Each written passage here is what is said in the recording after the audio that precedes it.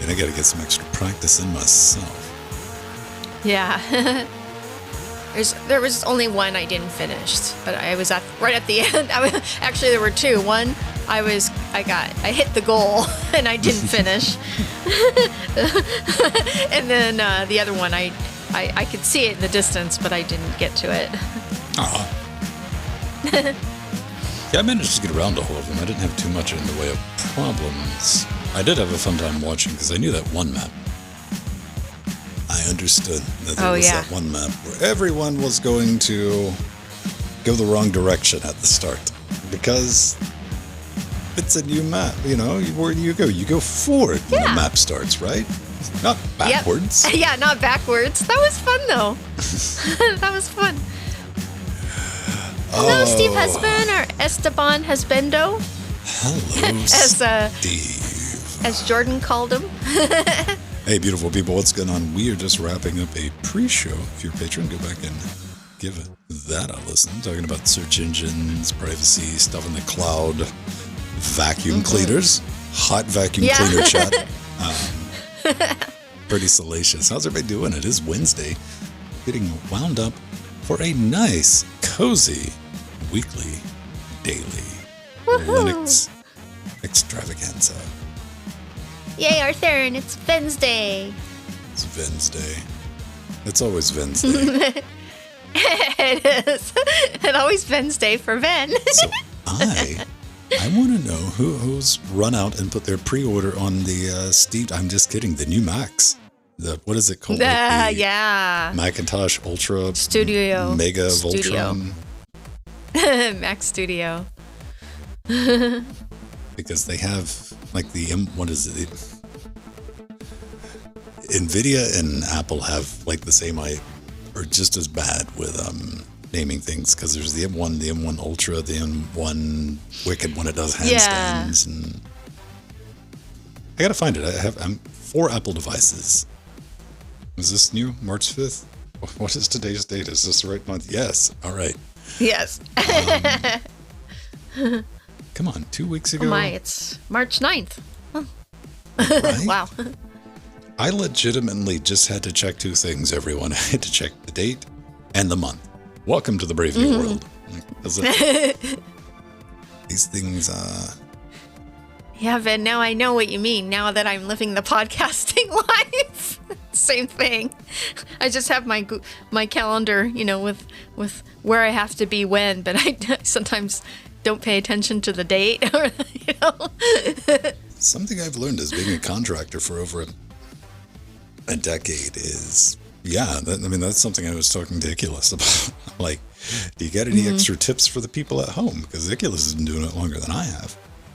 And just the concept of hard, like the 5-day work week, 2 days off. I'm like, no, it's a 7-day work week, and you take off when you go to sleep.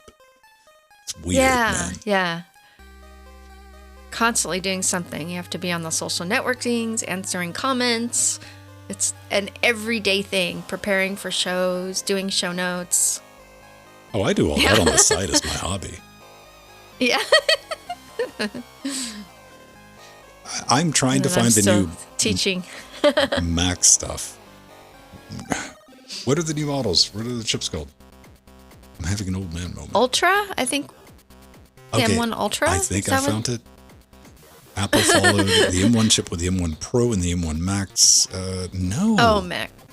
No, because they changed it. I remember, because I was watching the news yesterday and everyone was saying, they changed. Well, there's a new one where they have like 2 Ultra chips glued together with a 2 terabyte a second interconnect, which is kind of interesting. That's in the studio. Now I remember. Yeah. New M1 chips. I'm failing hard on this Google search, everyone, if you want to play along. New M1 chip. Oh, hello, Cryptic. How are you? Hi, Gamatron. Ultra. Yeah, Arthurian. Yeah, that's it. Yeah, the Mac Studio. M1 Ultra, 114. Okay, See, that's what I thought. M1 Ultra. The one. I heard that right. 128 gigs. Now we're talking unified memory on this, which is pretty interesting. It's quite shiny. Apple.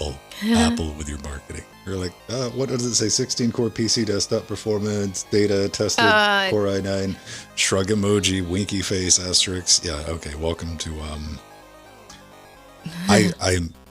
here's the thing. Yeah. I'm genuinely curious to see what these things perform like in, by third-party independent tests. Mm-hmm. Absolutely. So, yeah, an M1 Ultra. And you know what? They took like the regular Mac Mini case and they stretched it. Yeah, they made it taller. They gave it a lift. Yeah. And they still didn't put a power button on the front because we're Apple. Yeah. They're playing traffic. Because it's Apple. Yeah, reach around to the back. So annoying. Yeah. Okay, there's a good die shot. There's our M1. M1 I know a lot of Pro, people were even surprised they put a Mac. USB port on the front. They thought it's like, okay, Apple, you won't put a power button on the front, but you'll put a USB slot. It's, connectivity. I think it's got like 700 Thunderbolt ports on the back for expansion, which I guess maybe. It's priced like Mac stuff. So, as with everything ARM-based in our community, I think we're all very interested in the technology, just not everything attached that goes along with it, right? Yeah. Oh, so true, Gamatron. I have the lampshade. It's one of my favorite computers that they made. Ah. Okay. All right. Here's my question, though. Okay, I haven't had a chance to watch the Obi-Wan Kenobi trailer, but where in the timeline does that sit? Does that take place before or after the next generation? That I couldn't answer. I'd have to look at the dates. What star date is it? I'm just curious. I haven't dropped that gem online yet. I'm sure I never get anybody.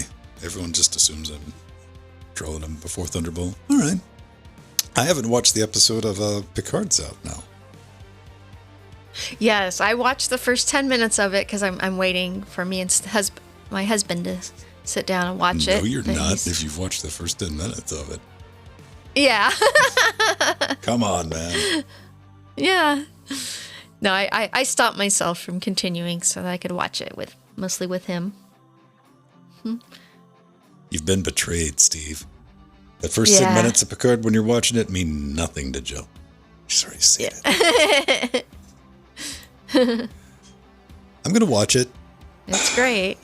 I will. I like who's coming on. Here's the reality of it. Here's where I'm at with Picard. I watched the series. Then they did the Cardinal Sin. I'm like, don't make Patrick Stewart run. He's old. Yeah, that first the pilot episode. And I was like, that's just mean. I said the same thing about Harrison Ford in the Star Wars. It's like, don't make Harrison Ford run. Sure enough. Oh man, don't do that. I don't want anyone making me run when I'm that old. But I watched through it and I'm like, yeah, you know what? One and done. I'm good with that. And we're going to do another series of Picard. Like, I think I'm good. And then they said, we're bringing Q back. I'm like, now I'm interested. So to be honest with you, what I might do is sit and let all of the episodes come out in series 2 and find out which ones haven't. No, just find the ones with the Q in it and watch those. Yeah. Well, Steve Husband knows now if he didn't remember from before. Yes, they have Q in them. John Delancey. Awesome. Is faster paced than series 1. All right. And I kind of felt like it was, they could have done something interesting with the end of series 1 about the old cyborg switcheroo, because I would have liked to have seen an enhanced, newer, updated monitor, like maybe a new actor to take on that role, so they could continue the series a bit longer. I don't know. Yeah, and see, I agree with you. There's so many timelines in Trek, though. Like, whatever. I know. Whatever. It's yeah. Because, like, no joke, there's a new in the works right now. Motion picture for Star Trek, and they're bringing back what's his name from Kirk. William Shatner. No. Yeah. What's his name? The new Shat. Oh yeah, the kid. Well, William Shatner is supposed to make a cameo, I guess. So there's that. You can make him run. Yeah, yeah. No. Yeah, Chris Pine is pretty cool. Chris Pine. Yeah, that's who I was trying to think of. Thank you. Yeah. So that universe is not dead yet.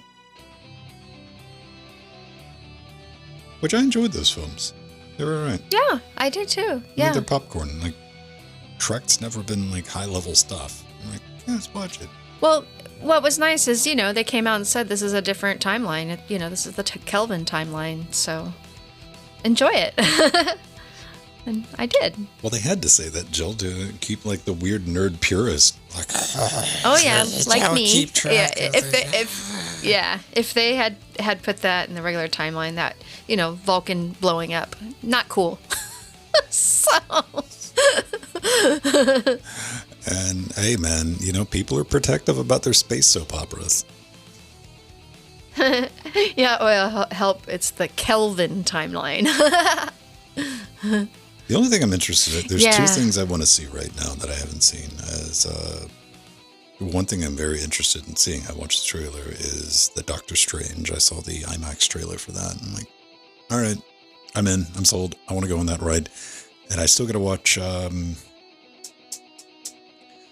Batman. I got to see Sparkly Batman, which I'll probably go see it in theater. I've already had fought off one. I had to stream. Like, no. I'm like, come on. I'm like, no, I'm not going to the theater right now. Why? I don't feel like it. I'm old. I like to go see movies at 11:45 in the mornings on Tuesdays. Where there's no one that's in. right. You do that. Yeah. Yeah, this is where I don't have to deal with the people. And they wanted to go at like 9, 10 p.m., which, it's like, I just don't want to bother with it. But yeah, I'm curious about the new Batman. I want to see Sparkly. I'm Sparkly Batman. Same here. Yeah.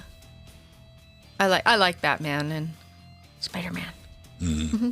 Well, I still need to see the latest Spider-Man, but I'm kind of waiting for that to show up on Disney or whatever it's going to show up on streaming. Yeah, that's same here. Right? 3-hour long Batman. Maybe it'll be like that one. I don't even remember the name of the movie. Speaking of being at a theater at 11 o'clock in the morning on a Tuesday, I was watching something and it was pretty long. And I'm standing there. Only person in the theater. Only person. And I'm standing like in the middle of the aisle because I'm doing the debate thing. I'm like, I really need to go take a bio break. So I'm like rocking back and forwards, waiting for something. You remember these days? Yeah, like, so you can... Where's the story? Where can I miss like a solid 3 to 5 minutes on this? Same here. I do the same thing. Straight up top, I hear, I can pause it. It's digital. I don't think he said it was digital, but I can pause it. Like, there was somebody sitting in the booth or was attending the booth for whatever reason and put 2 and 13 together. Yeah. I went, boop. Sweet. That was nice. What is this? Okay. Like, a new level of hate for USB to USB-A cables? Why? How do you manage to break a USB cable? You got to wail on a USB cable to break it. Like the port will break way before the cable will. I mean, yeah. Usually the connector will break first. By design. As everyone's putting him in wrong. Duckbill, this way, this direction. This way, this way. What was, USB superposition, right? Yeah. I ran into the precursor of USB. Now I'm trying to think about what exactly it was. There was some cable I was plugging in. I'm like, I remember this was a problem before USB came out. It'll never come to me now. It never will. So, let's see. What time do we have? All right. Yeah. You want I'll to be hop up? right back. We do these things and we can get underway so we're not dragging too late tonight. We can all play. What was that thing I'm trying to remember? What cable was reasonably before? It might have been like right around USB. See, my immediate thought was like DVI connector, but that wasn't it. That's not it. There was something else that I was plugging in the studio. It's like, man, this is definitely one of those things that you always have to plug in 2 ways. No, 3 ways, right? You got to plug it in the right way and it doesn't fit. Plug it in the wrong way, it doesn't fit. Plug it back in the other way and it'll fit.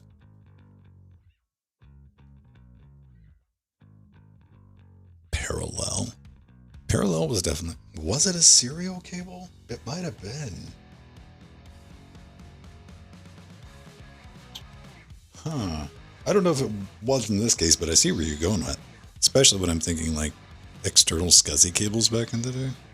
Those were annoying. It wasn't yesterday. I want to say it was something yesterday, but it was... I was dealing with fiber all day yesterday. And it wasn't HDMI. I was dealing with HDMI cables yesterday. I've gotten pretty good at HDMI. No, wasn't FireWire. Well, that's going to bug me a bit, now isn't it?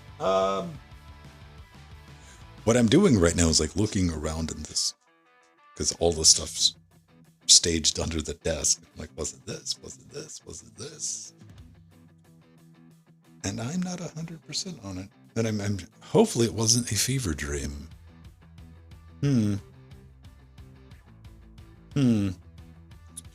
Maybe we'll never know. Maybe we'll never know. Is there anything else exciting that went on? Is this the last time I looked at the internet? Probably not. I did manage to get out the in the announcements tab in Discord. If you're curious of how well, because I know you were thinking to yourself, man, I really need a new sound card for my Linux box, a PCI Express sound card, but I want to spend $500 on it. Digigram VX222E. It's got problems. Let's just say it like that.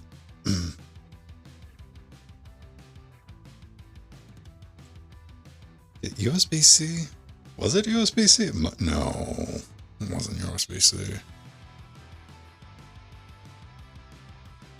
No.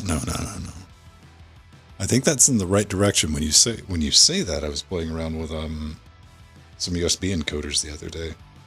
That might have led me down that path. But I've never had a problem with like USB-C. Fortunately, other than I'm sure everyone knows the built-in USB-C high-speed, that little board on the back of any motherboard, you get about 4 uses out of that before it starts getting a little flaky, or you have to have the cable angle just right.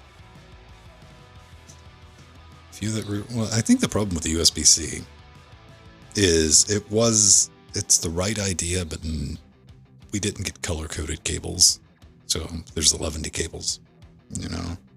It's like I need the one that supports how many amps for charging and full data and all that. Oh, that's the plaid one. We didn't have that. Never got that. I think they're trying to remedy that, or it might have been the new HDMI standard. But cables are a hot mess. That's the moral of the story. That's what I'm trying to communicate to everyone at home. They're an absolute hot mess.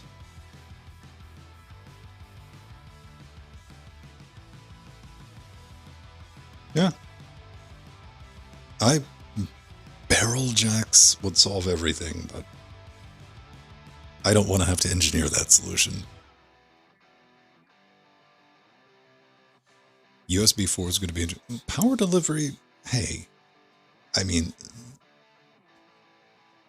isn't it a neat technology though? The mini monitor, the broadcast that I have for just like the output of what's going out to the stream on the desk is one of those like 13.5 inch USB-C. You just plug the one cable in.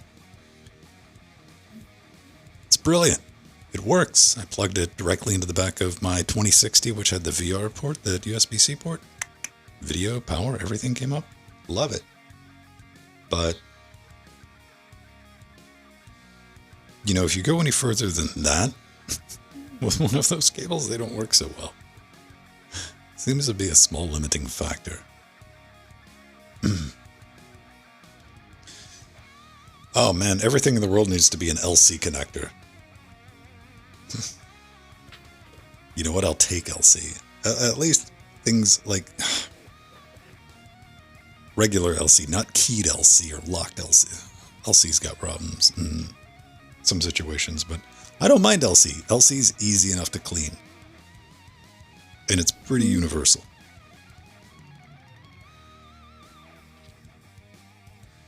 Yeah. I don't know. Like, also, you got to get fiber pretty dirty before you're going to lose, before it's going to become an issue, I'll say that. Because I've seen too many of the click right back into a transceiver. Like, yeah, I guess.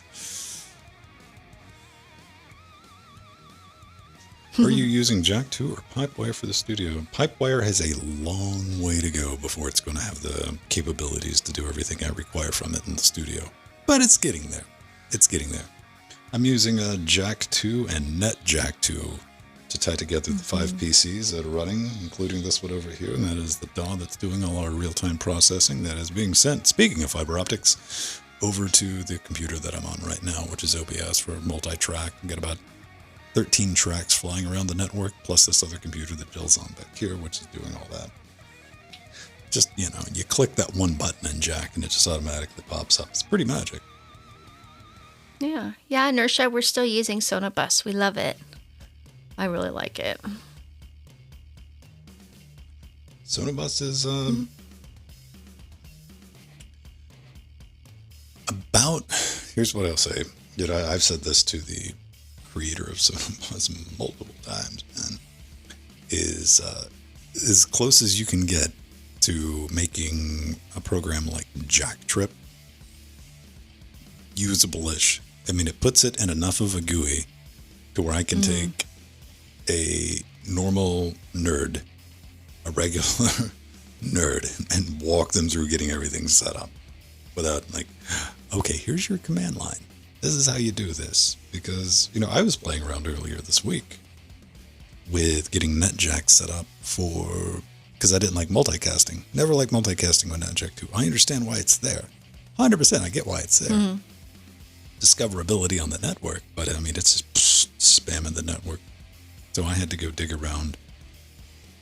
And that took about 45 minutes of research, and it landed me on a thread from 10 or 11 years ago to figure out exactly how to get that up and running correctly. Because the documentation for NetJack, when it's not wrong, it's just incorrect enough to not work. Wow. Okay. Yeah, I mean, regular VoIP stuff it's fine. Like if you're using Discord or Jitsi or Matrix, we're going to be talking about Matrix today, aren't we? Yeah, Matrix fun. And you know what? That's fine for like regular communications, but I don't want the podcast to sound like I'm talking to somebody over a VoIP. I don't want it to sound like I'm talking to like over Jitsi or Discord. I want it to sound like they're in the room. So that's where Sonobus comes in.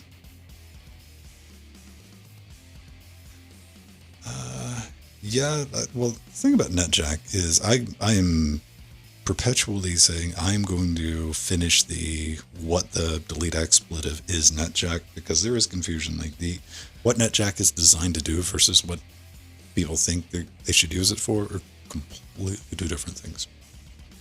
You know, when you start thinking about what should I use NetJack, I'm like, how many channels of uncompressed low latency audio do you need to transfer from one computer running your DAW to a VST host or your broadcast rig?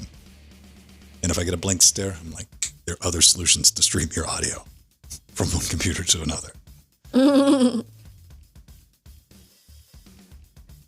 Wheels on the soda bus. Oh, Steve, you're a constant source of dad jokes. Go round and round. That's good, Boo. All right. Jill's going to answer all of your questions about Windows 11 while I get up and get something to drink. Oh, joy. And why you shouldn't be using it. So, no. And talking about a privacy nightmare. Oh, we're going to talk about one of those during the show. Yes. Let me grab some tea and a quick refill, and Okay. I'll be back in a couple of minutes, and we'll get underway. Okay, sounds good. Oh, yeah, cryptic. So true. Yeah, lots of wires are required.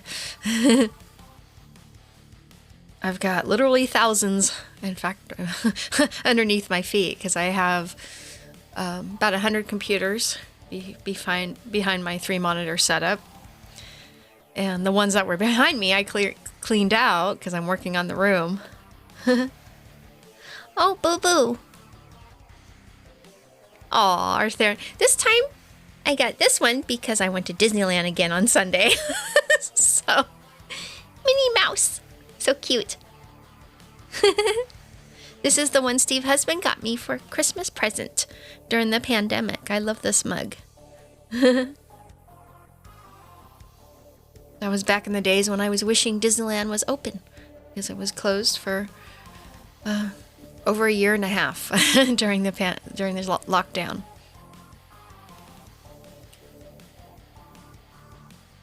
Aw, yeah, it is. It's actually a very nice mug. I like it because it's nice and big. It holds a lot of water.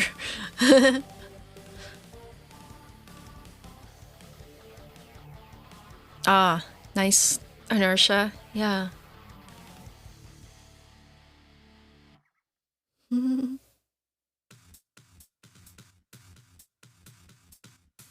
Yeah, so for those of you who are fairly new, if you look at our older LWW videos, you will see all the computers that are behind me. I just had my Deck Alpha back there, my Sun Spark, and I have over now I can say over 650 computers because I've been counting in my collection.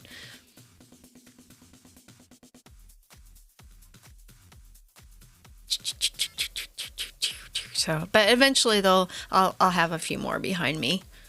I've got one of them here, that beast there. That was a Pentium Slot B from Days of Yours, an AT case. Had been upgraded from a 486 at one point.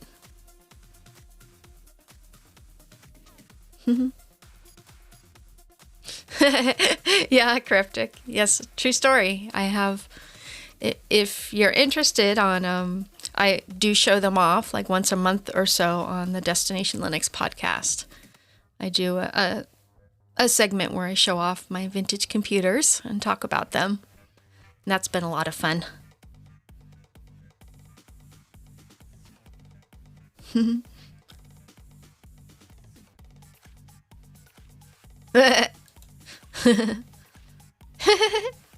Yeah. Yep, Steve husband, Jill's treasure hunt.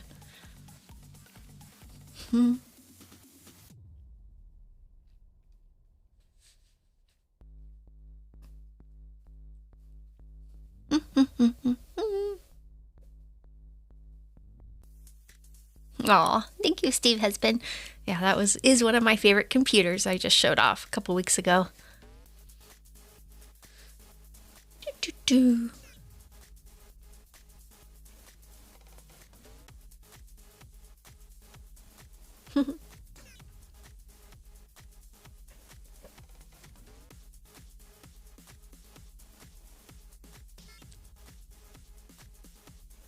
C64. Well, it's not one of the most unique in my collection, but I do love it because I grew up with them. So and the one that I have is still my original from the 80s. And it works great. I do love it. I have a lot of the other rare Commodore models as well. And I have an Amiga. I have the C16. You should set them free, Jill. You should let them go. They want to. Yeah. They want to roam the prairies with the other C64s and Amigas. I don't know. It does perplex me. I've been over it a million times. People's fascination with this, but it's kind of interesting because there's a bit of a turn that I've noticed trending on YouTube is we're not seeing the retro Amiga or the Commodore 64 or, the Speccy or anything like that. We're seeing the new retro stuff, Jill. You'll love this, is Windows 95. I know. People think that's old. It is old. It's 30 years old. Well, yeah. But I mean, yeah. It's that was new to me. I was in college. As a fellow old person, that's somebody coming to terms with that. Like, okay, yeah, I guess that is old, isn't it? Yeah, true. Oh man. Microsoft Bob is quite a bit older, and Windows 3.0. 3.11 is probably a moon operating system. That's what we should have. Like kids try to use Windows 3.11 for work groups. I'd probably throw them for a loop. Yeah, I know. Yeah, that was the first OS besides Unix that we networked at school. I remember I had my network share set up in DOS shell. Oh yeah, did that too. Yeah. So everyone, let's get underway. It is 3:32.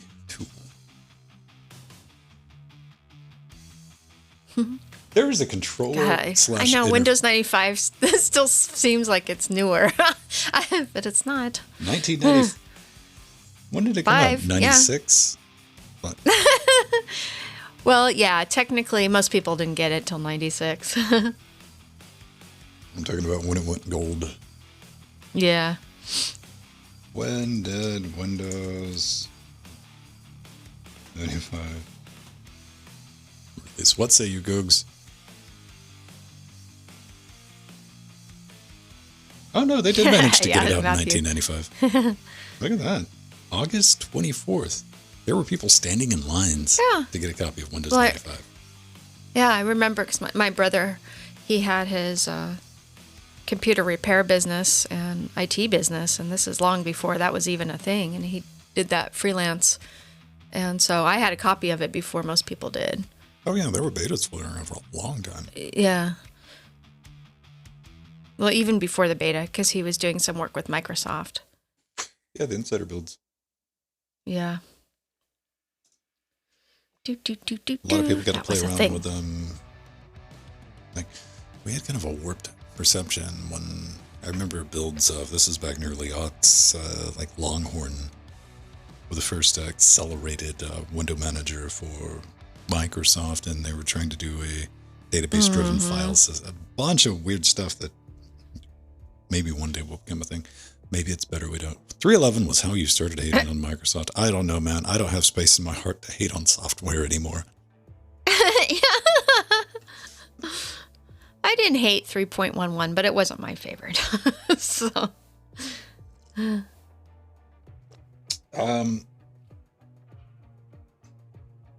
Yeah. I did prefer Workbench or Gem and some of the other competitors that were out there. Kind of like whatever works. Whatever's the best application for you. That's the important thing. Okay, so all of that's together. Yeah, my first main computer was running DOS. I mean, the computer that I used in and out was DOS. And now we have a generation that is scared of a command line. And I assume it's because secretly the upcoming generation doesn't know how to type. Yeah. Well, DOS was just a much smaller implementation, really, kind of Unix, because Bill Gates basically was trying to make Unix easier to use, so he created DOS. Okay. That was a thing. But I mostly used, when 3.1 and 95, even 98, I was still mostly using DOS because I was, and Unix. I was using DOS to run my 3D animation programs that, of course, run better on DOS than in Windows. So that was a thing. Nothing really started in those running early years. And I mean, we're talking pre-DirectX. DirectX this used to be run of the mill. If you had to run anything remotely intensive, you shut Windows down. Windows was something you opened. Exactly. It wasn't your operating system. You start X. WinStart. Start X. That's Linux. Sorry. I mean, you can type in Start X and DOS. I don't think it'll do much. Yeah. I mean, give it a shot. Actually, I had a Linux loopback system that I would use, and I joked and I made it Start X so people would think it would go to Windows 3.11. I mean, I aliased reboot to rebort 2 days ago because we were joking during the after show on Saturday when we were setting up. I was playing around modifying some of the settings on our Jitsi server, and I was joking around, and I straight up wasn't paying attention because I was talking to Jordan or Pedro in the after shows and getting ready to, and I was like, yep, time to give this thing a reboot. And my brain mates made my fingers type reboot, so there was a sudo reboot now. It's like, why didn't that work? Oh, because I typed in reboot. Now it will reboot. So, everyone, let's get underway. Let me do that thing, though, where I scroll for a minute trying to find the exit music for this show. This could take a while. I gotta find the right area. Okay, that's too far. I'm learning patterns. That's where I'm at this point. I'm like, there it is. Oh, yeah. Pattern recognition. We're pattern recognition monkeys. We're good at it. We see it where it doesn't exist. Go look at a cloud. There it is. All right, we have it. All right. And tap the record button. Is this right? Are you displaying the right thing or I'm just on the wrong time? Oh, I'm at 39. All right, let's bounce that back to 0. There we go. Now I'm on the right time. All right, play. Record. All right. On the right page. Let's scroll up. Time to adult. In 3. Yes. Hey everyone, welcome back to Linux Weekly Daily Wednesdays, where we just kind of sit back, relax, take that midweek break. We're just going to talk about stuff that we find interesting going on in the world of open source, Linux, pretty much anything else. Always fair warning, we try to have some fun on this show. So if you're allergic to that, if that terrifies you, there are plenty of other podcasts that seem to be bent on putting the listener to sleep. This is not one of them, hopefully. Now, we got a bunch to talk about. Linux. We're going to talk a lot about mobile phones this week, or just mobile communication. Yeah. And it's weird. We seem to have themes these past few weeks, completely unintentional, because they don't come together until the end of the week. I'm like, wow, we're really getting deep into that. We are. Jill, have you bought your new Macintosh, the new Apple M1 Ultra Max 2, 13 more Max Extreme? my Mac Studio. I will eventually, but I'll probably wait till it's a collector's item. I was about to say, this is like, I don't want it now. It's new. Yeah, exactly. It's new hotness. It's a shiny Mac. Man, I watched that. Because I'd heard some rumors that Apple was going to kind of they're going to dish a little bit, give us some deets on whatever VR thing they're working on, but that never happened. So that's one way to trick me to watch an entire presentation. Apple just tell me that they're going to say something about VR. But what are they going to do? Why am I interested in that? Because then the rest of the industry is like, oh, that's what we do now. Oh, Van, you mean you don't want a new pretty colored iPad? No, Jill, I want a notch in my VR goggles. Yeah. I think that would make it the best, most innovative VR experience the world has ever seen. Johnny Ives isn't there anymore, unfortunately. What's new with you, though? Oh, so this is my Minnie Mouse mug. So after work, podcasting Sunday, I went to Disneyland with my brother Jack, nephew Evan, and his boyfriend Chris. Steve's husband couldn't go because he broke his toe, so he was sad. But we celebrated my brother's 55th birthday and had a great time. Finally clicked. That's why you broke your toe, Steve. I got it. All right, my man. Understood. Yes. Long game, Steve.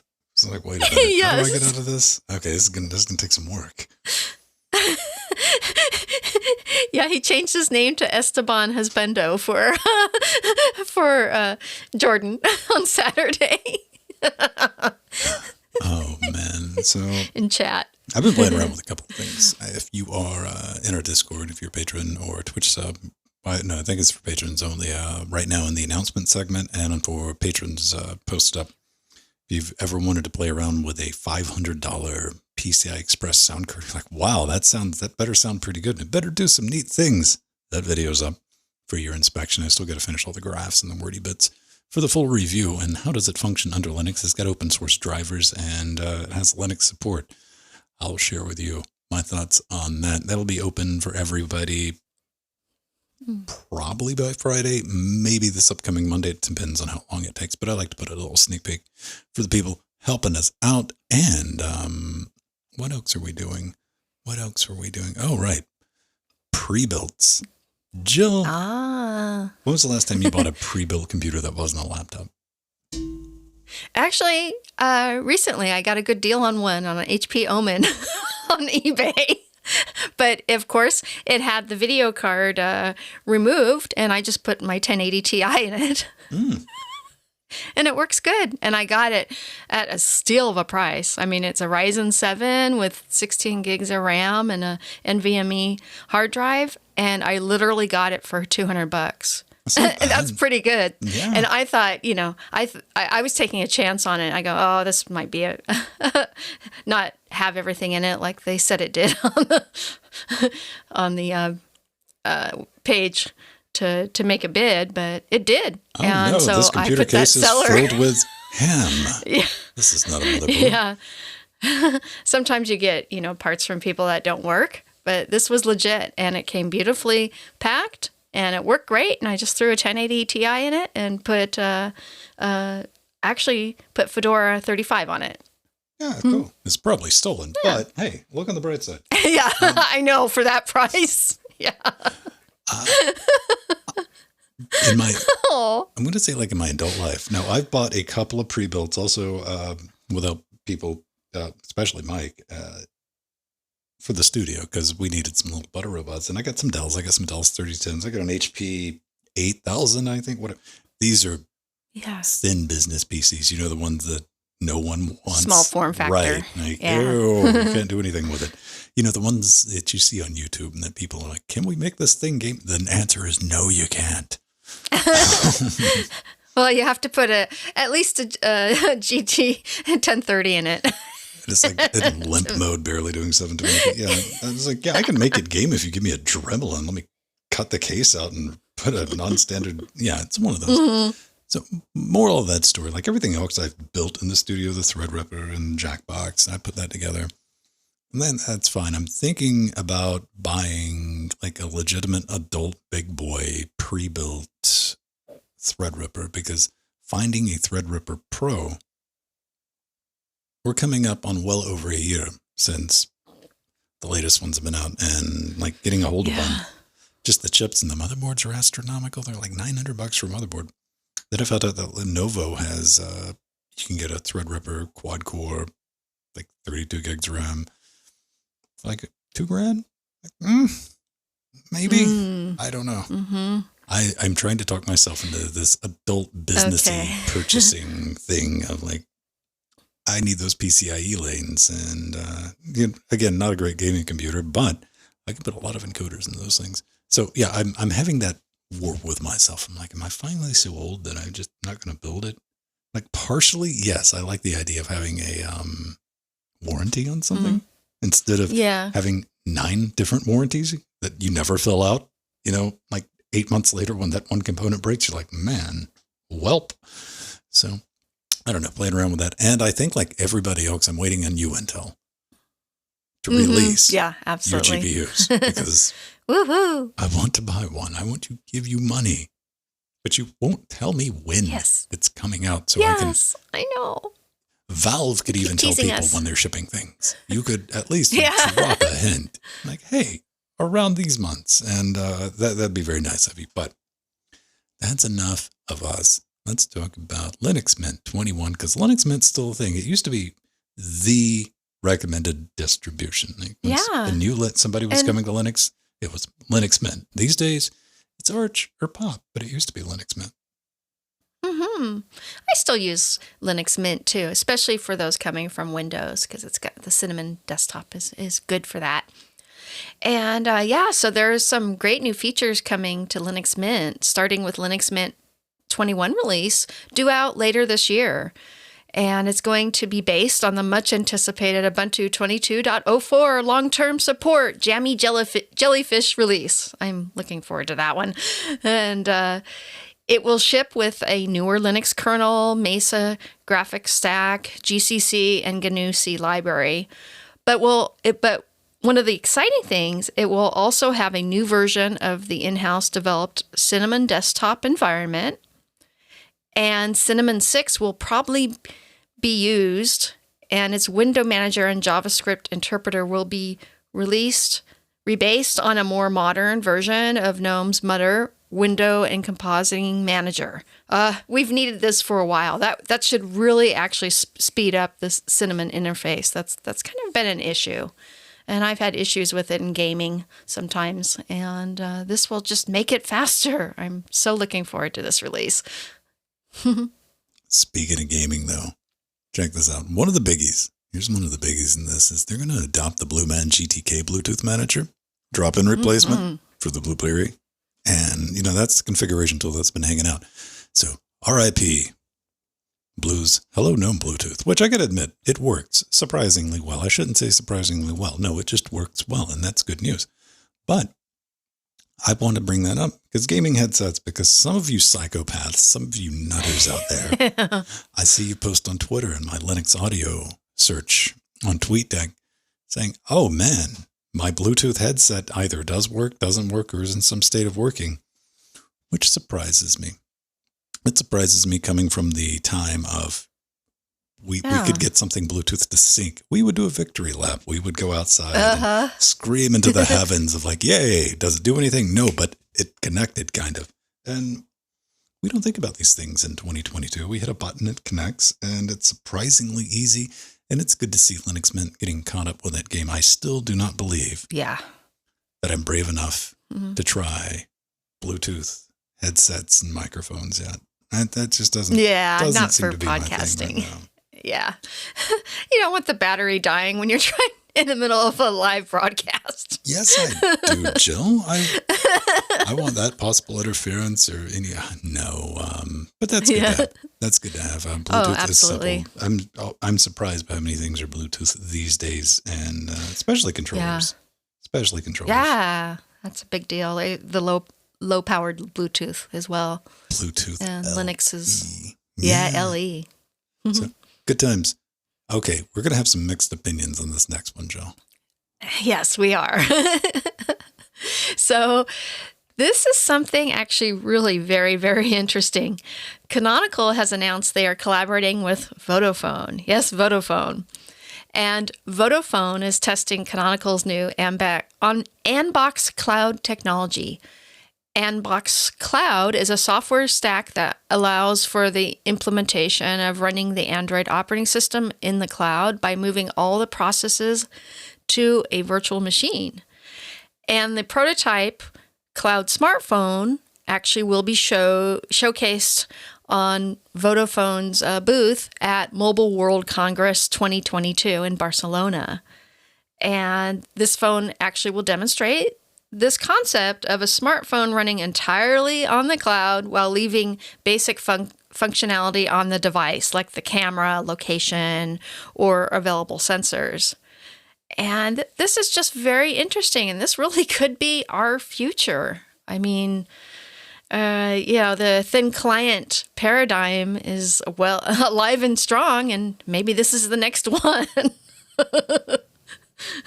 No one will have a problem with this. This is a brilliant idea. We need to put our entire operating system, everything we do when we're out and about on mobile, into the hands of telecoms, because telecoms have proven over and over and over again they are the most trustworthy of soulless corporations.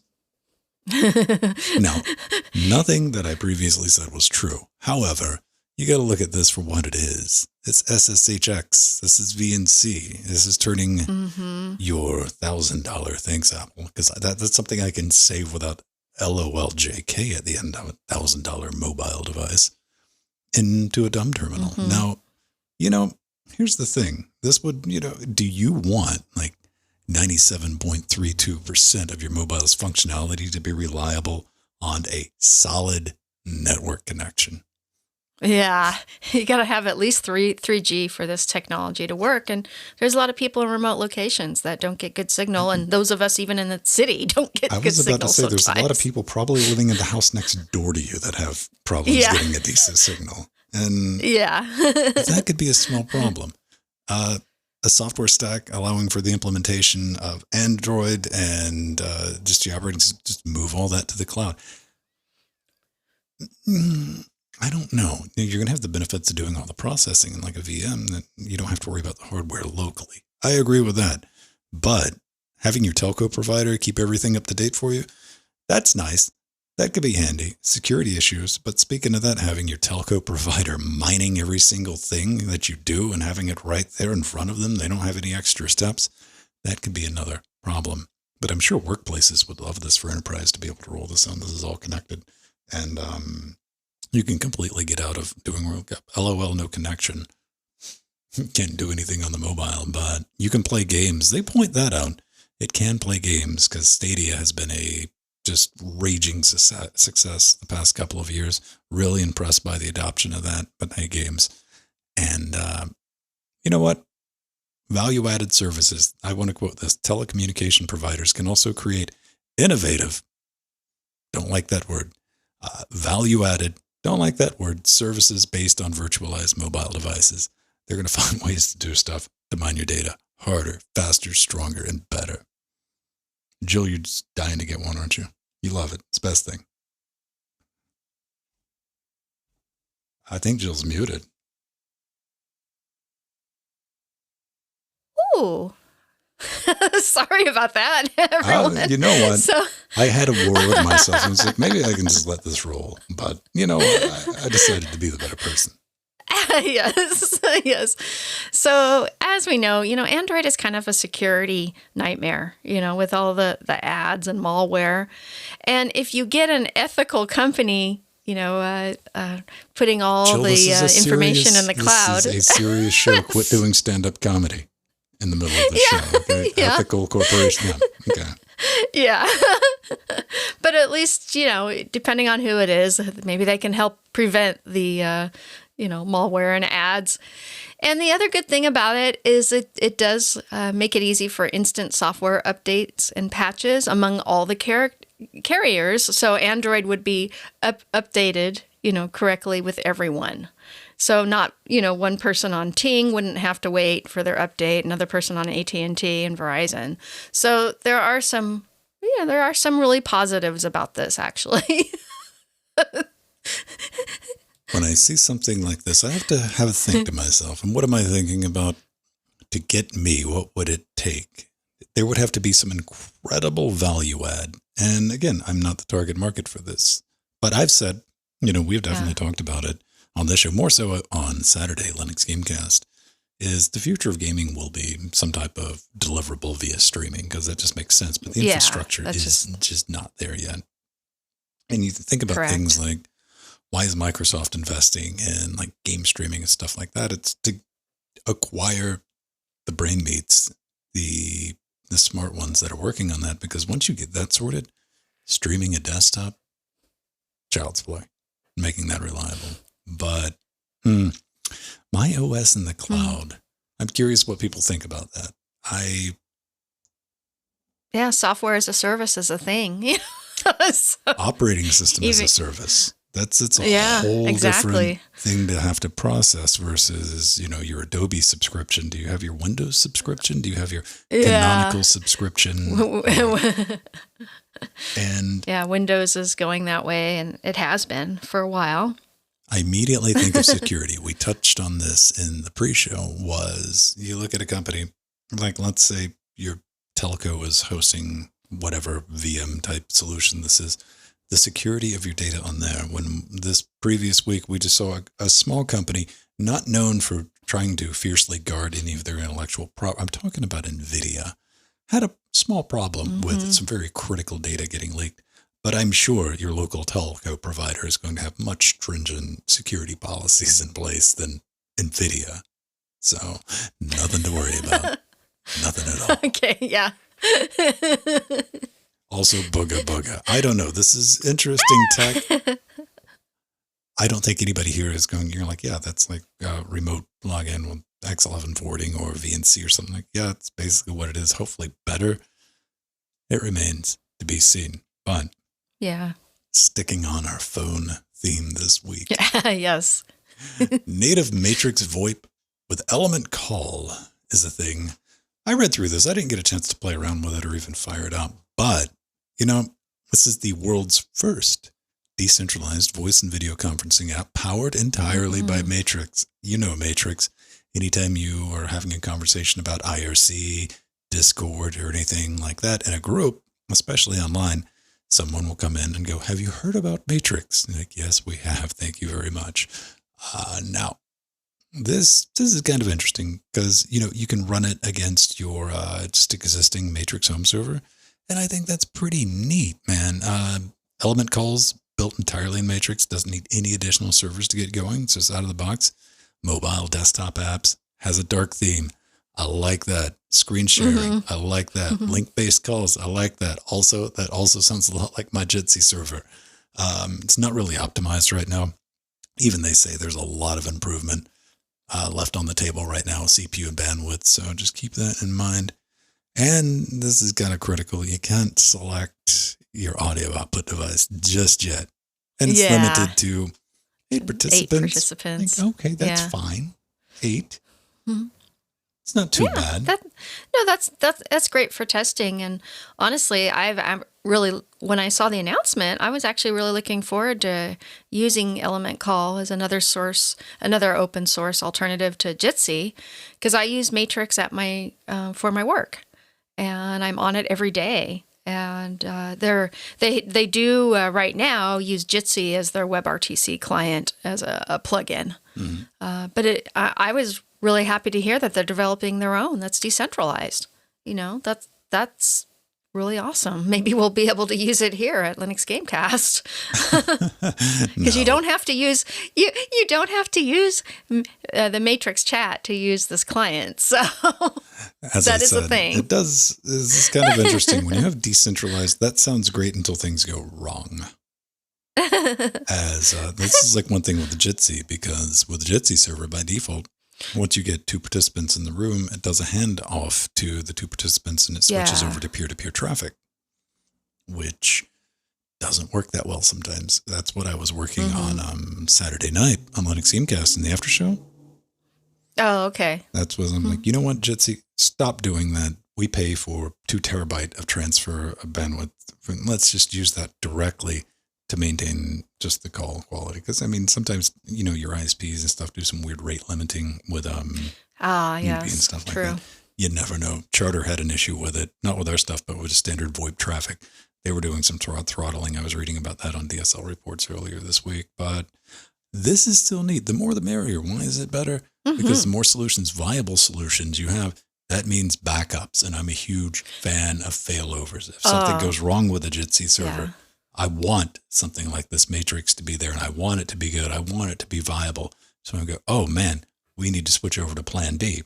And same goes for people that are just like, hey, we are absolutely just going to stick with this Matrix thing.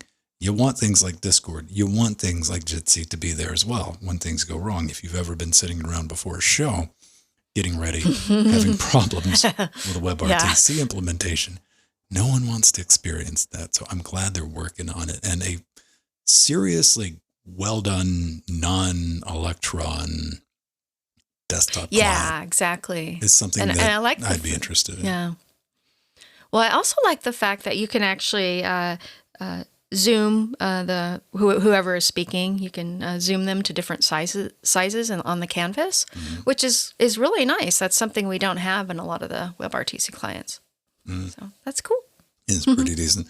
Also, do a better job with your documentation than the Jitsi critters have, because that's definitely a thing with Jitsi. Setting up digging through past threads and like, oh, is the fix implemented in nightly or is it in released? And what do I got to do? What's changed? And Jitsi can be an adventure. I understand why people have it in Docker containers. Like, I get it. I get it.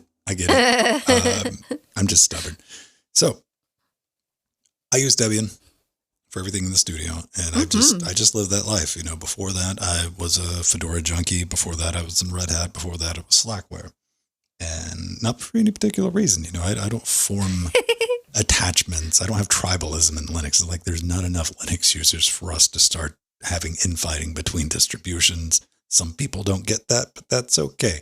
When you're older, you'll come around. Now, one thing about Debian is Debian stale. That's the joke, Jill. You're running Debian stale, which... I don't look at it as stale, but, you know, the stable version is...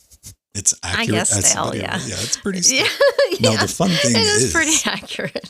Every time we get a point released, you know, from 10 to 11, when 11 released and I rolled it out to everything in the studio, I had fun for that month because that is the one time every couple of years, like, I have a more up-to-date system than all of you. Ha, ha, ha, ha. And then it slowly, because with Debian, you get security updates. And that's the beautiful thing about it.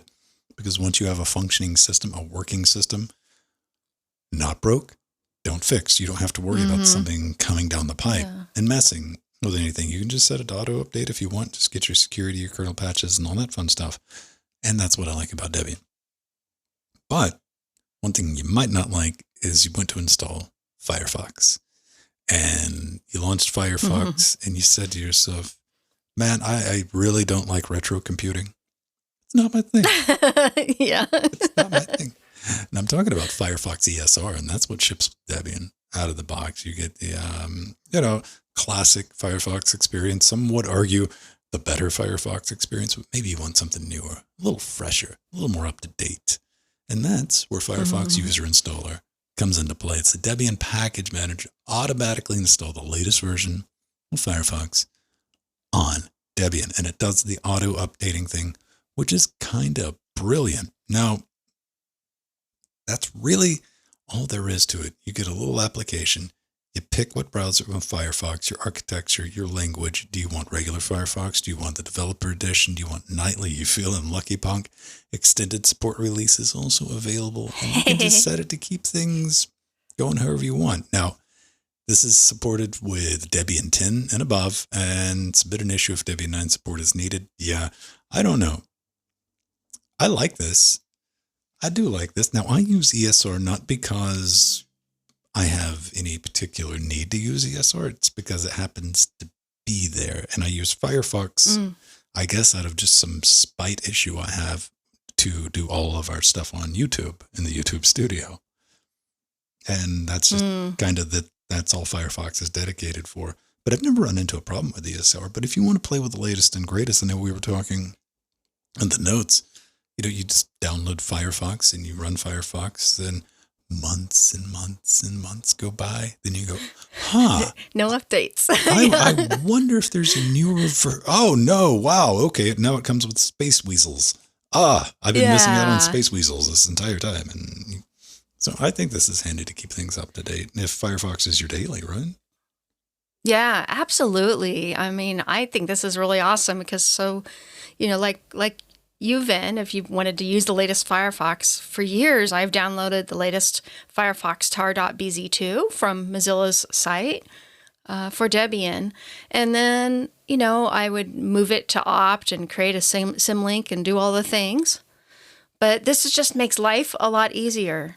It's a quick and easy app to use, and it auto updates Firefox automatically. Woohoo! That's something we didn't even use.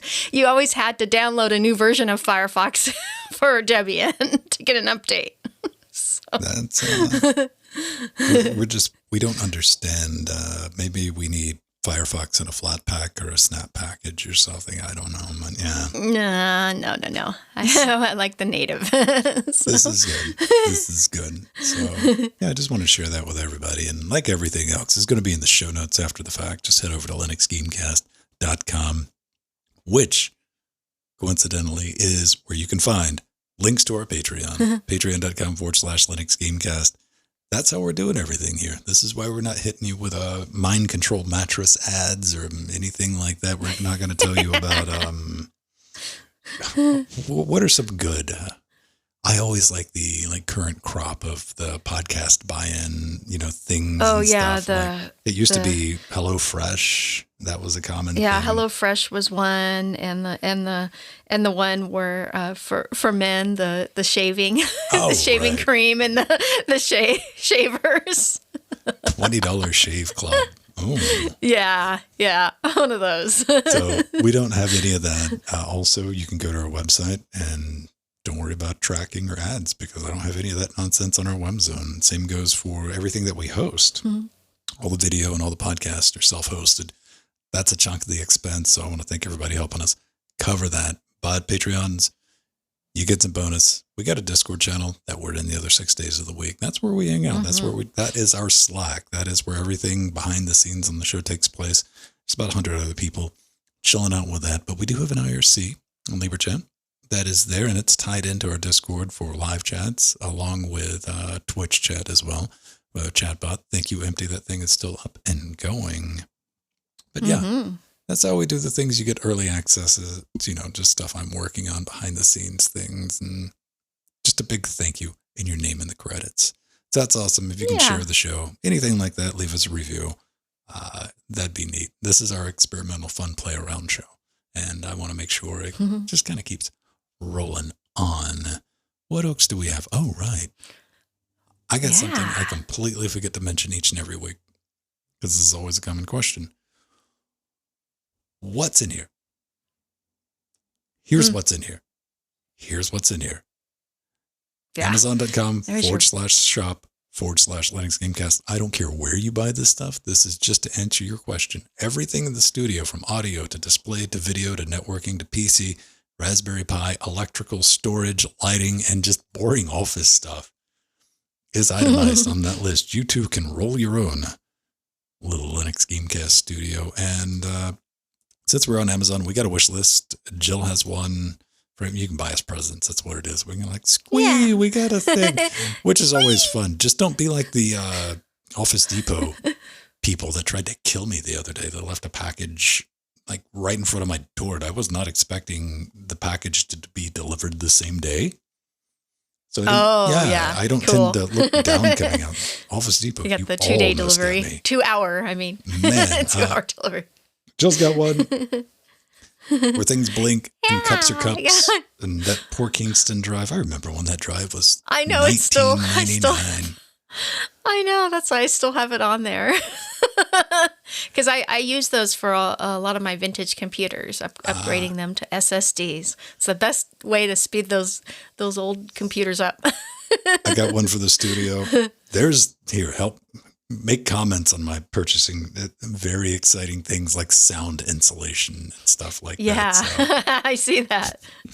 Nothing terrible. You got your GPU on there. Your Zotac GPU. Man, I am watching that 3060. It has been I check that probably every 3 or 4 days because I want to see if it gets under $500 before the Intel it comes out. Discrete GPU comes out. I don't think it will.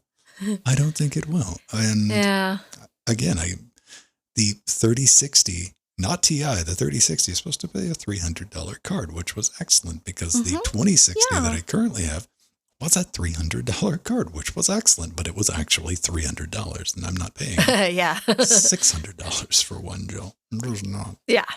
Mm-hmm. Now, stick around, name and credits, all that fun stuff. Come say hi, leave us a note, share the show. We got a store.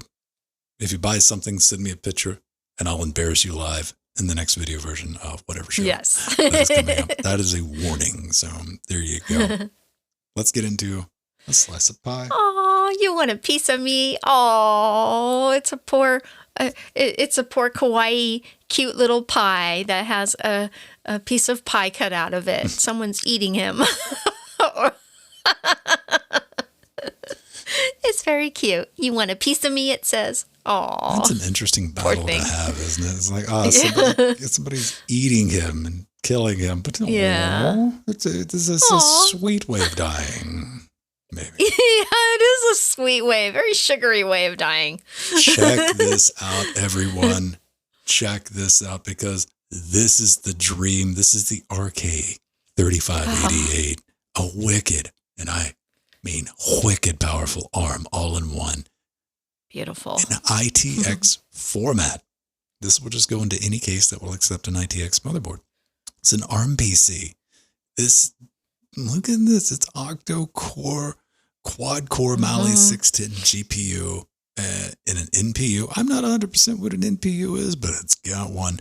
We're talking 32 gigs of RAM. It's able to do 8K encode, decode. It's got PCIe 3.0, a full by 4 size port on it. You can power PoE, power over Ethernet, standard 12 volt, 32 gigs of RAM again. And it also on board, couple of SATA ports and M.2. It even supports 5G if you want to scare away certain family members.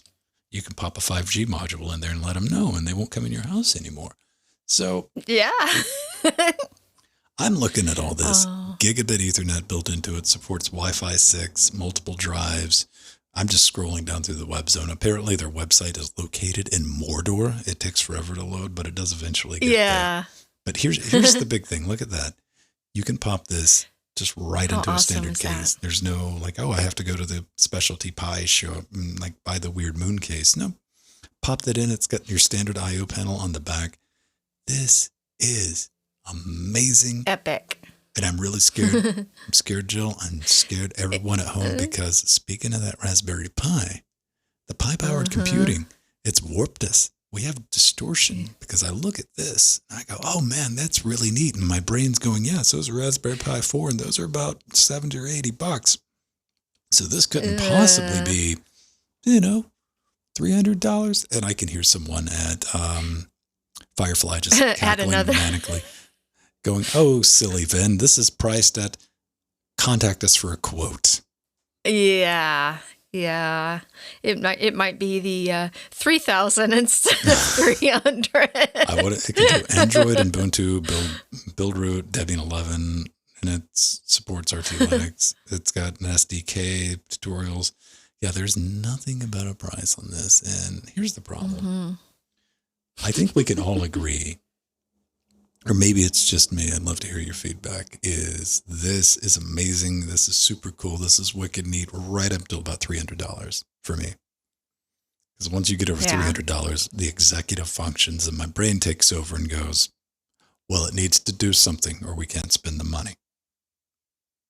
If this is like a Pegasus board, which I do have a Pegasus board and a RISC, look them up, like $1,200, or think like a Power 8 or Power 9 or something like that, where you just spend a ludicrous amount of money to say you have one, and it's really neat, but I'd have to be able to do something with it. And I could think of a bunch of things to play around with, but I couldn't think of an application. I couldn't spend $1,000 on this, is what I'm saying. I could, but I would never enjoy it, because I have things where I've overridden that executive function in my brain. I'm like, shut up, adult. I'm going to buy this anyway. I have the money. I can do this. I'm a grown person. And you never like the thing because you look at it and all you see is like the 11 other things you should have bought with it instead of spending all that. So, Jill, you buying one? Well, no, not until the prices come down to being able to build it like you would a Ryzen system or maybe it's a Core cheap. i9. What if this thing's $50? I don't think so. But if it's, you know what I'm kind of guessing, Vin, because we've actually featured some of these motherboards before on LWW, and we did find one. Not, of course, it wasn't near as powerful, but it was around $600. Mm-hmm. So maybe that would be a sweet spot. It would be better than nothing. Yeah. Because this thing, unfortunately, is priced very similar to the Intel GPUs that aren't out yet. We have no idea. We can just guess. Mm-hmm. Yeah. What I do want to see is more ARM-based all-in-one units like this in an ITX or mini ITX form factor. Give me something I can put into a computer case, because you know what I have laying around the house? Extra computer cases. And you know what I don't need in the house? yet another one-off specialty case for your one product. Yeah. And this is nice because you can stick it in even a standard ATX case. Mm-hmm. So, or a full ATX case. Well, having the ITX proper fits. I/O on the back, an I/O shield on the back, is the world of difference. You don't need the weird adapter plate thing that you're going to get with a Raspberry Pi for like an Argon case, which I know I have one back in the rack there. And I'd love to play with one of these. If anyone happens to be watching from Fire, call me. We'll do lunch. Yes. And as long as doing lunch is code for you'll just send me one. And we'll be cool. We will be cool. Mm-hmm. All right. We got a little bit of feedback this week, Joe. Yeah. From, what was it about? Oh, we were talking, speaking of mobile, right? Oh, yeah. Yeah. Speaking of mobile. So, DS Tech Media says, very excited to see virtualization finally coming to Android. What's that about? Some Android. Yeah. So we were talking a few weeks ago about Android 13 development preview, which is out, and it will have full virtualization possible on hardware such as the Google Pixel 6 smartphone. Oh, right. And you can run any operating system, including Ubuntu or Windows 11 on it. Windows 3.11? Yeah. No, Windows 3.11. Well, it will run that too. Let's be honest. It's the first thing I'm going to try. Yeah. Yeah. So we were talking about Android 13 developer preview. And so DS Tech goes on to say some Android devices such as the Tegra K and X SoCs are quite powerful. I wanted to own the Pixel C so badly when it was new, but it was so pricey, so I went with the Jide Remix Ultra tablet instead, which was a very cool device and idea, but Jide really botched it and are now defunct. Oh, okay, so went away. You know what? You paid lots for a similar experience because if you ask Google about the Pixels, they're like, what? Huh? Oh, yeah. Right, we made that. That's nice. Go buy our new thing if we have one out. If we don't, get wrecked. I learned my lesson with the original Nexus 10 tablet, which was Google's Uber tablet. It's like this thing is going to wreck all other tablets in the known tabletverse, which was not that big of an accomplishment because there were about 4 at the time. And it wasn't insanely expensive. It was about, I think, like $540 at the time, $500,000 for a tablet. And I bought it thinking, this is Google's tablet. They're going to support it for a long time. It's going to get some updates. I think it got 2 updates. And then they went, what tablet? We didn't release that. Here, buy our new Nexus 10. I thought you... Yeah, that was the thing. And, then I put... It wasn't even Lineage at the time. What was the predated Lineage? What did Lineage come from? It's on the tip of my tongue. I have the my OnePlus phone. The little blue guy. Yeah, the little blue guy. I just spaced on the name. Because we're Cyanogen. Thank you very much, Mir. Yeah, Cyanogen mod. Thank you, Immersion Mir. All right. Yes. Yeah. That was, that's where I learned my lesson. So I think DS Tech Media, what you're saying is you dodged an expensive bullet. So I wouldn't say good, but virtualization, like in the ARM space, we were talking about this early in the show before we started the show proper. If you watch the live stream, everyone is very fascinated with the Apple stuff. Everybody I know in the tech sector, and these are people like myself, never bought an Apple product, have no plans on really buying an Apple product for the Apple experience. No. But it's what they're doing with ARM because we all secretly want like a wicked cool, ultra powerful ARM box because we're nerds. And Apple's doing some really cool stuff, especially with the Max Ultra, Max 2 M1 Extra, Ultra, whatever, where they have that. 2 processors on one. Yeah, where they've managed to glue 2 of those things together. I'm like, all right. And, their version of whatever Infinity Fabric that is, like 2 petabyte a second. Like, interesting. I want to play with that. I want to come back to the old idea of a unified memory architecture and see what they can do with that. Yeah. And Akashi Linux is going to be a thing. Asahi, yeah. Asahi. Yeah, I'm looking forward to that. Yeah. I want to play. And absolutely. more competitors. I think we're going to see a lot more ARM stuff to play around. And the STX is absolutely right. It is getting more and more powerful to where it's, because let's be honest, a Raspberry Pi 4 8 gig is almost there. Mm-hmm. Almost there. Yeah, it's so close, so close. And it's just, it'll be nice to have a low-powered option in the industry for powering computers that are, this is where mainstream. We differ, Joe Bryant. I want a fire-belching, vibrating ARM chip that requires, that's what I want. I want to see what it can do. I mean, how boring is it? Can you imagine? Can you imagine the kids in 20 years? They're going to have to buy, we're going to get TDP down so low and thermal efficiency. They're going to have to buy like stick-on fake coolers that blink for their ARM CPUs. Yeah. They're just like double-sided tape that they put on there. They don't do anything for cooling, but they have a fan on it that spins with an LCD. And they're like, yes. Absolutely. Maybe some racing stripes. Yeah. And it'd just be cool to have the technology that has powered NASA, that has powered our space shuttles back in the day. ARM was it, and now it's come of age. So now we can use it as classic workstations.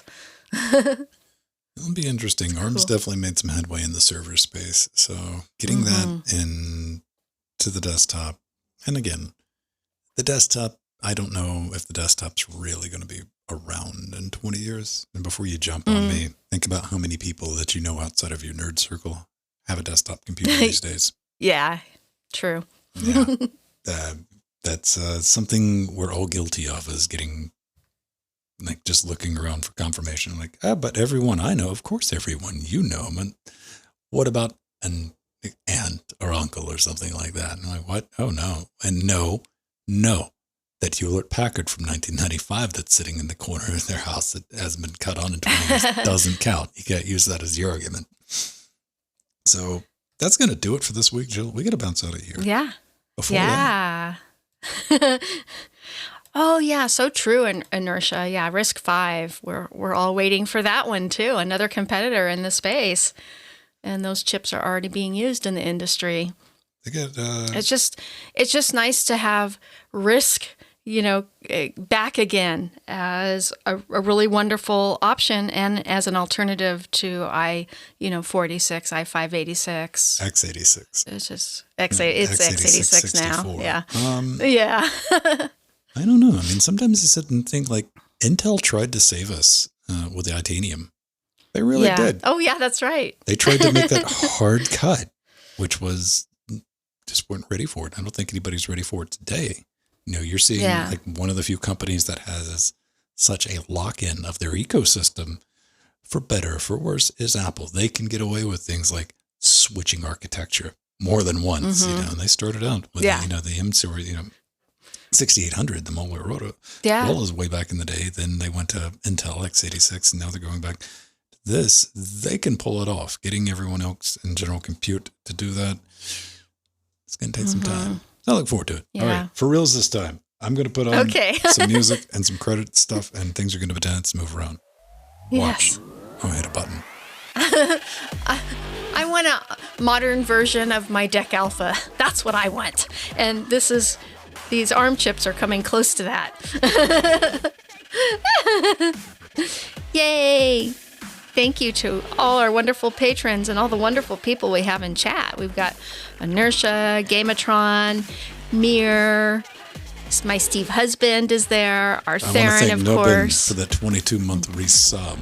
Yeah. Oh, yeah, Nubbin. Thank you. We love Nubbin. And to Kresny. Boy, got lots of wonderful people to thank, and we can't thank them all because I can't read these credits that quick. I can send you Not like email Jordan with can. Not like Jordan can on LGC Weekly, where the credits run a little slower. So. We'll see you next week, everyone. Bye-bye.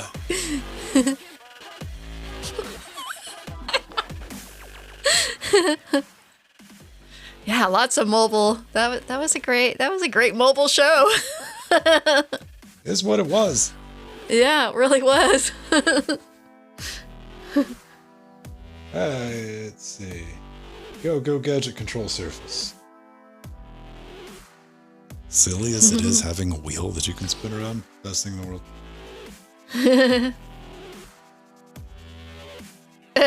Yeah, mirror. The Deck Alpha is overrated. Vax now.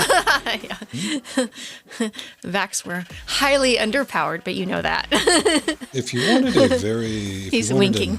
An apt analogy to like architectural, you wouldn't compare it to the deck. You would compare it to SGI's offerings, because SGI's back in the day had the unified memory architecture 30 years ago. They did, yeah. Yeah. True. So we get 1, 2, all right, 3, all right.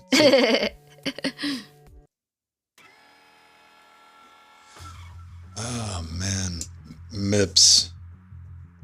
Yeah. I've said it before, and you know what?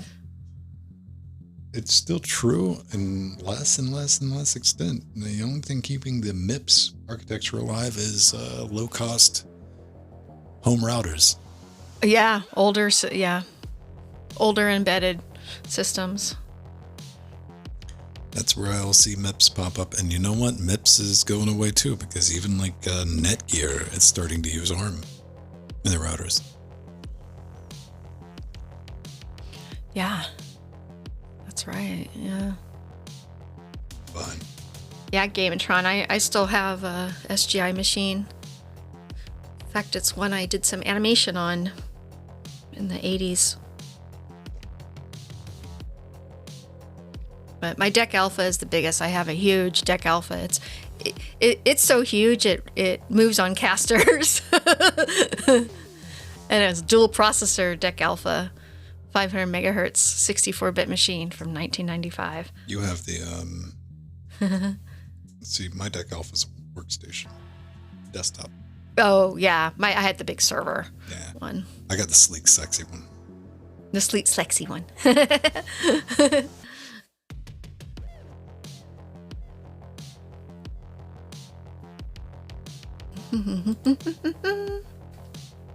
What else do we have? That went pretty good. My new modules from 10G Tech don't appear to have exploded, which is nice. Oh, hey Justin, hello. I still gotta swap out a DAC cable. What else did we do? I think that was pretty much that. Wiring, networking stuff. See, this is something I don't get. I don't get because I genuinely visit subreddits like our home lab and stuff like that. Oh yeah, those are fun.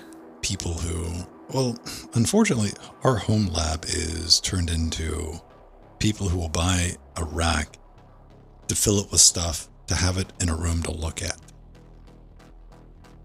It doesn't do anything. Yeah, it doesn't do anything. It serves just for no show. purpose. It is about as useful microvax. as a microvax.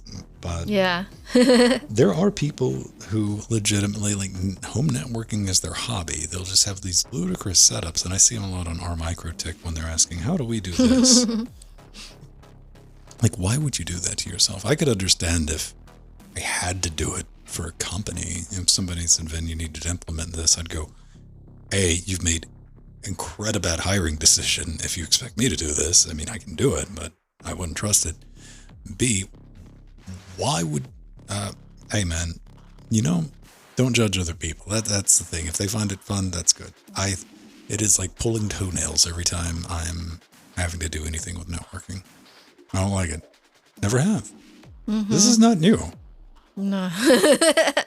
This is not a recent discovery that I found out. I'm like, you know what I genuinely despise dealing with this stuff? No, I've known this about me for a long time. Hey, I'm just happy I don't have to use Token Ring anymore. That was a thing. My first home network was a Token Ring network. Just back in the days, man, you could just plug two computers Maybe set up your IPX network. You can play some null modem Doom. Yes, used to play Doom. Oh, gosh. I played a multiplayer Pong. Actually, Pong 3D. It was one of my favorite games. Or in the 90s. Early 90s. I had to forget about the reverse Pong game that I posted in Discord early last week because I wasted a lot of time on that.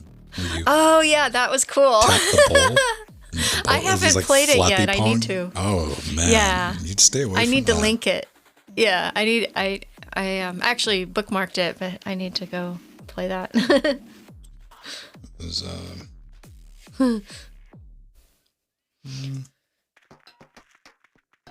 let me see.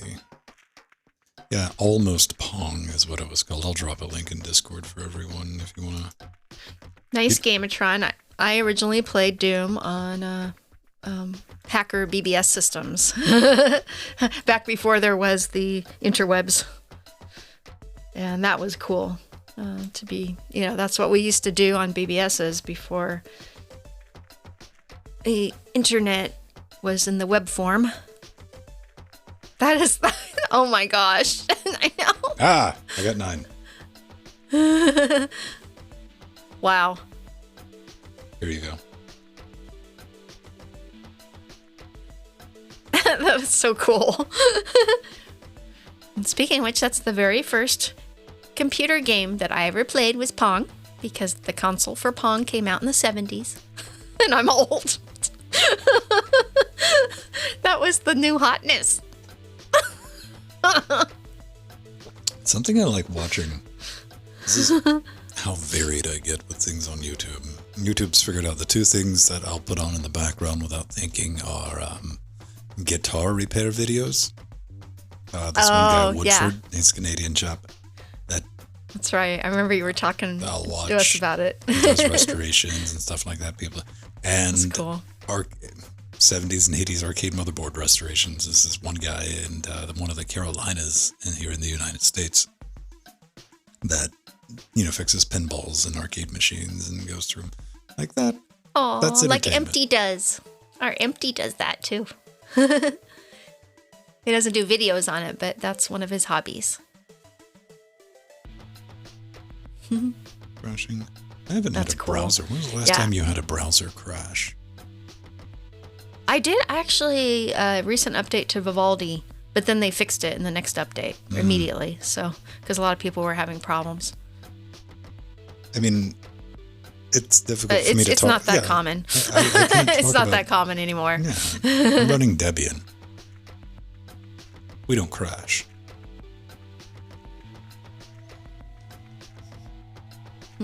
Somebody a bite. Yeah, somebody bite. I haven't. That was the first time I had a crash on a web browser in ages. I was going to show everybody the last one. An interesting conversation I had a couple of days ago on Twitter. Somebody hit me up and they're like, "Hey man, hey Vin." I'm like, "Yeah, what's up? What's up?" My command line, my CLI based podcatcher that I'm running on Arch Linux doesn't work with a Linux Gamecast RSS feed.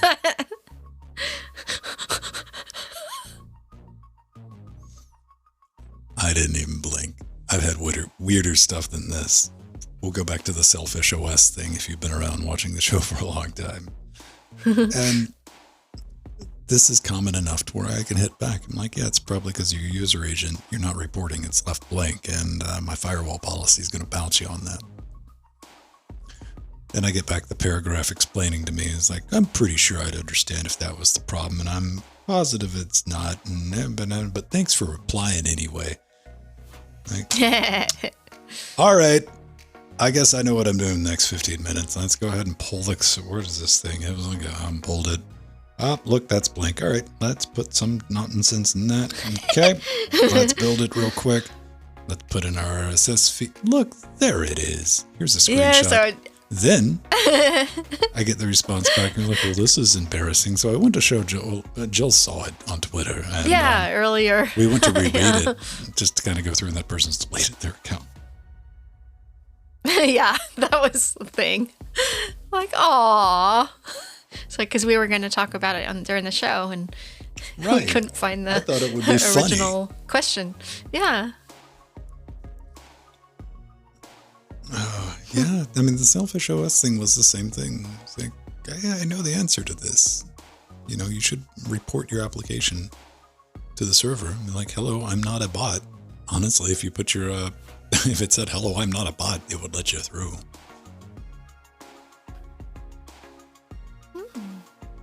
That's cool, Steve Husband. Yeah, we've been actually watching dry stone walls and how they make them in England. It's very much an art that's not that many people are into, and they're trying to find people to teach to how to maintain those walls.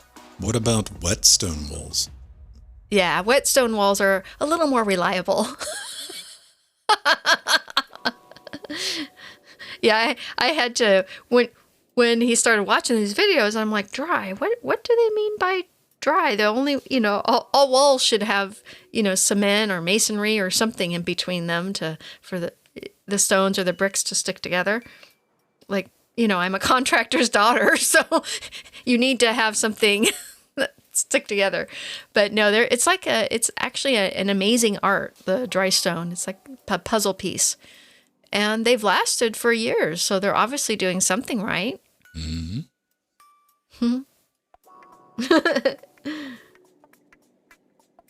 Oh, that's cool, Gamatron. Oh, I think that's really fascinating, and I love all the history about it, so we've gotten stuck on watching the videos.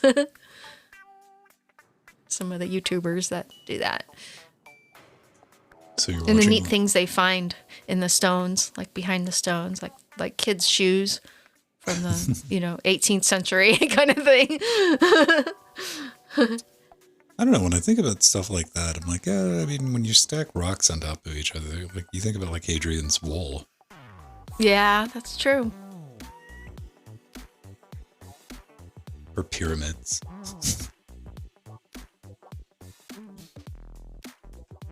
Mm-hmm. Yeah, I've never been a fan of jigsaw puzzles. Yeah. And I don't say that. I don't have any dislike of jigsaw puzzles. It's like, I can find better applications of my free time.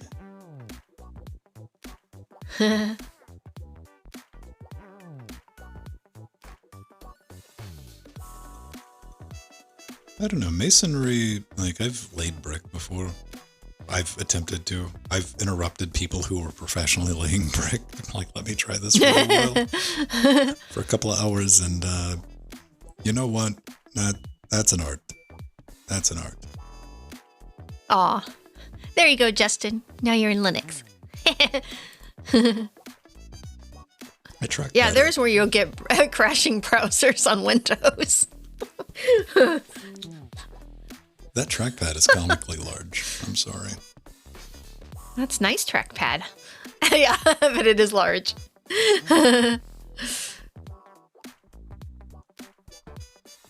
We've all laid brick. I don't know. Most people don't do construction inertia. I did a bit of construction growing up. I had to work in the summer times. I would have worked during all the times growing up. My mom wouldn't let me. She was like, no, you got to study. I would like to make some money.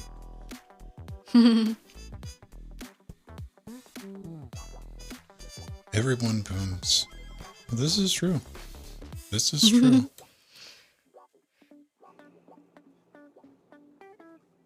Even bacteria poops.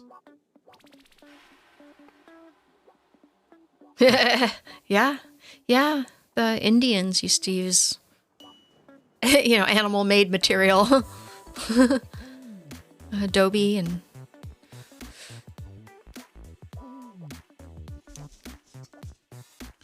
Brick's a decent building material. I would like, there was a cottage we had for a couple of years, and that was, 200-300 years old, which was a pain because I wanted to run Ethernet, and We couldn't find anybody that could drill through stone. Stone like that, Yeah, that would be a thing. Growing up as a kid, I wasn't going to get clearance from the parental unit to just run cable across the floor like a normal person would do.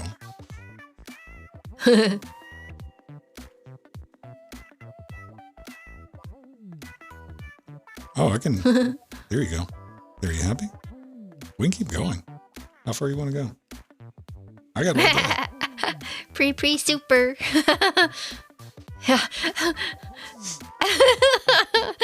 Matthew's having fun doing his screenshots. After shows and intermission. After shows and intermission. Which is it? It's both. That's pre-show, after show, and intermission. Pre-show, intermission. Yeah, I see the. There's the P.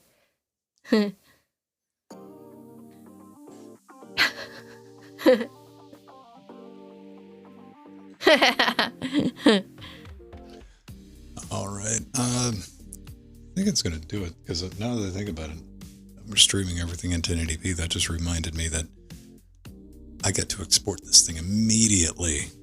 Oh, okay. When we get done on Twitch to YouTube, or you'll have to wait hours for it to process. Yeah. Till 9 at night, 8 at night. No joke.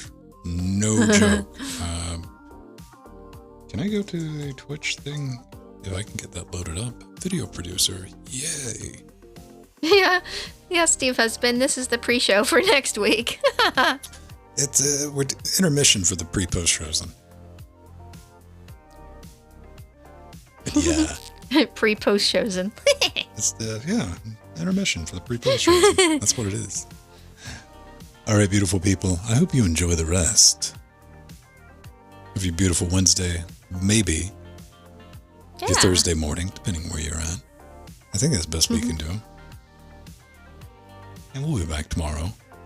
Well, I won't be, but we, the royal we, the Linuxy we, with Jordan, doing possibly some more Cybertruck, or some other game he was playing last week. It's from the creators. Beginner's Guide. Yeah, he was playing. That's actually one of my favorite games. I love that game. I've played it over and over again. Seems like a plan. Also, if you're joining us in our Trek Mania, our Get Good geriatric, where we're trying to learn how to drive. Yeah. Trek Mania. Jill's part of our motley crew. New maps went out yesterday, so start going around them. Servers up 24/7. All the information is in the Trackmania Zen channel in our Discord. So you can log in, set some laps, and we'll be hammering that out Friday for your chance to win your choice of one of 3 completely random games. We were giving out some hot stuff last week, like cat dating simulators and Mad Max. I was getting caught up on giving out the freebies. So that's a fun time. That's a fun game. And it's cross-platform is one thing I want to point out. I mean, one thing I forget is Trackmania 2 Stadium is available on consoles as well. Like, if you want to sit on your couch and race with us, you can do that. You can do it on Linux. You can do it on Windows. Might even be on Mac. Who knows? Yeah. Cool. We'll see you then. And I'll be back Friday with Joe. We will be doing our filthy casuals. So at least come hang out with us. Come watch us. You can see our fancy cars. One day Jill is going to put 2 and 13 together, and there's got to be some car in the Steam Workshop that you like. Yeah, I know. I need to make my own skin. Definitely. Download one. I might show up as a banana. I might. I mean, I have the model. I just got to create the locator file if you guys want to race against a banana. Oh, that would be cool. And when you go by, we can say there's a Venn banana for scale. I like hope he doesn't slip. All right, everyone. We'll see you next week. Bye, everyone. Have fun Linuxing wherever you are and whatever time zone you're in.